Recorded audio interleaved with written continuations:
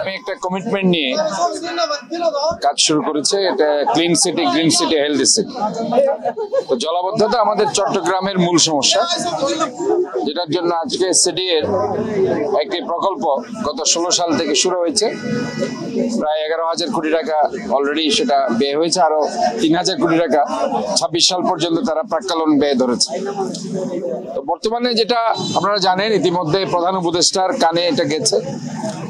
আমি এই ভয়েসটা রেজ করতে চেষ্টা করেছি যে 36টা খাল করে 100% জলাবদ্ধতা ফুলফিল হবে না। জলাবদ্ধতা যদি প্রবলেমটা সলভ করতে হয়, 57টা খালকে অ্যাড্রেস করে 57টা খালকেই আপনার এই কর্মসূচির আওতায় আনতে হবে।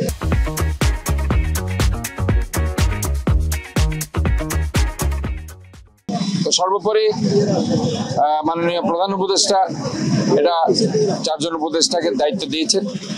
ওনারা 19 তারিখ ওনারা চিটাগংয়ে আসবেন।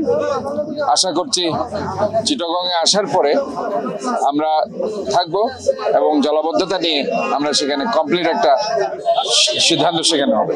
নন পেরিশেবল যে ওয়াস্ট প্রোডাক্টগুলো আজকে পলিথিন, প্লাস্টিক এবং বিশেষ করে আপনার কর্কশিট নালা নর্দমাতে ভরে গেছে, এগুলো আমাদেরকে নিয়মিত পরিষ্কার করতে হবে এবং যাতে করে আমরা এই ময়লাগুলো রাস্তার মধ্যে না ফেলি, নালার মধ্যে না ফেলি, এটার জন্য একটা গণসচেতনতা বৃদ্ধি করতে হবে। তাহলে এই জন্য আমি কিন্তু এই কাজগুলো করছি। এটা হচ্ছে জনগণকে সচেতন করার জন্য যে ময়লা আমরা রাস্তায় ফেলবো না, আমার ময়লা আমি ডাস্টবিনে ফেলবো। এই ডাস্টবিনগুলো এই জন্য আমি এখন দোকানে দিচ্ছি। দোকানগুলোকে আমি বিভিন্ন আইনের আওতায় আনবো।